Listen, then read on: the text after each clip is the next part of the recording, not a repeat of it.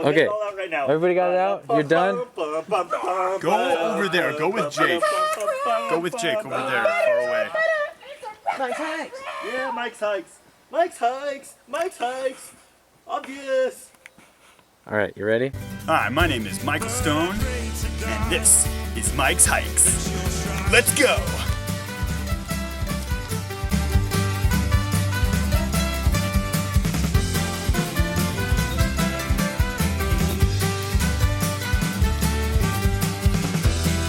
For he's called you child. Well, you're running wild.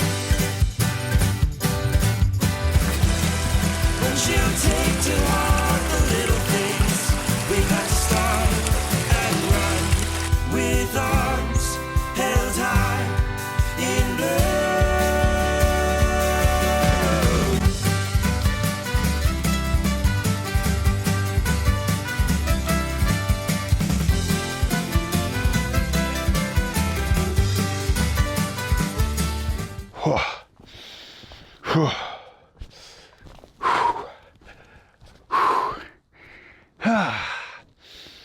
We made it. All right, we have made it to our destination here at Island Lake in Desolation Wilderness. And what a beautiful day. Could not ask for a better day to go on a brisk hike up here in the Sierra Nevadas. Got to see a lot of cool rocks on the way up, and I think really the coolest one, in my opinion, the one that you see the most of, especially in this area, is this rock right here.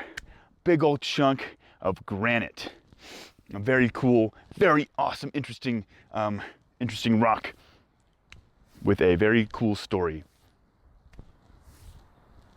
Granite is a igneous rock, means that it formed from a liquid molten state. It was formed from liquid rock that was boiled down. Well, not really boiled down, but it was superheated until all the crystals and rocks melted. But granite is special because it's a Plutonic igneous rock, what is known as an intrusive igneous formation.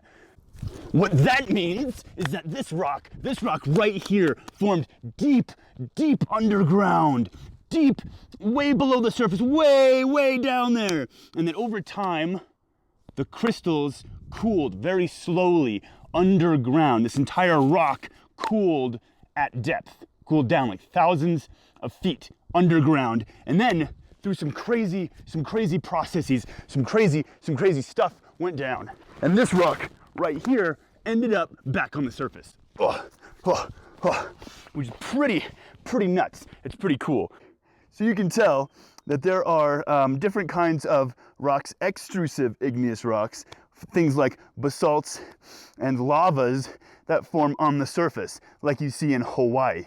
These rocks form very quickly. You can't see the crystals in those rocks, but granite formed so slowly that you can actually point out and see the individual flecks and crystals in this rock. Granite has quartz, which is the most common mineral in granite. It has feldspar, I think the second most common mineral, and then it has hornblende, which is a black looking crystal, and biotite, which is a black shiny crystal. So there's several different kinds of crystals in this rock, and there's also different kinds of granites based off of the proportions and what kinds of crystals are in each rock. And it's really cool. And there's some different features and things that can form in these rocks, in the granites. Woo! Oh, like take a look at this. You've got this big old chunk here, this big blob of also granite, but it's a little darker. It's darker and it has big feldspar crystals in it. And then over here, there's more biotite and hornblende, and there's less feldspar. The feldspars are smaller. So even though the granite formed underground in a giant batholith, which is just a word for a giant magma chamber. It's a giant, huge area with big molten rock all bubbling around and stuff. It's not all going to be completely uniform. There's going to be different pieces and different stuff happening. And as this rock got brought up to the surface, there's even more crazy stuff that happened too. We should go check it out. Let's see what we can find.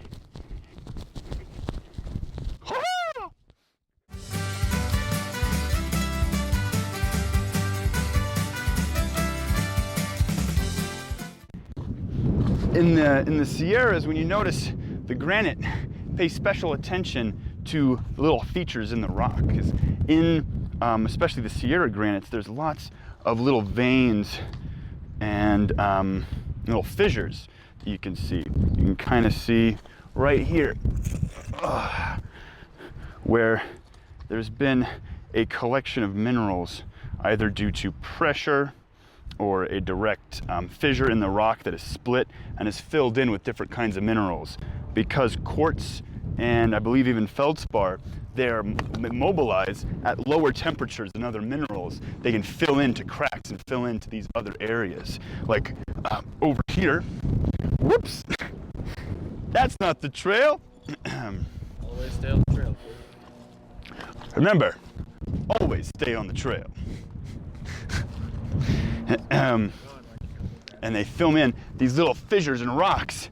And sometimes it can be small, like what I just had in my hands, and sometimes it can be huge, be absolutely massive, the entire size of the entire mountain, just loaded up with a giant slash and more, kind of like this, where the rock has been broken and just completely compressed and squished due to these prevailing uplifting forces in the Sierras. All of this uplift has pushed all of these deep earth plutonic rocks, these deep intrusive igneous rocks up to the surface, and it has caused just all kinds of pressing and squishing.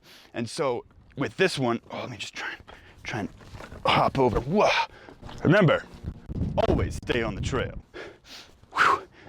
This one is an incredibly impressive specimen because you've got just a flurry of little fissures and cracks here where these minerals become mobile. You can actually even get a good understanding of how this rock has slowly been modified over time, where little pieces and chunks even of the darker granite has been included in this lighter piece, and you can see just all of the fissurous cracks and how that's formed.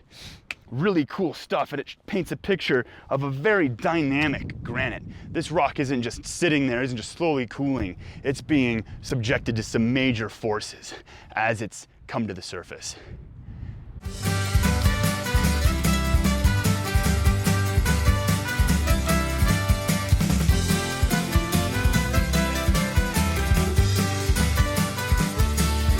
So I'll hold on to my goodwill, dear friend, 'cause I know it's not easy to find. I've searched far and wide for the one to call my own.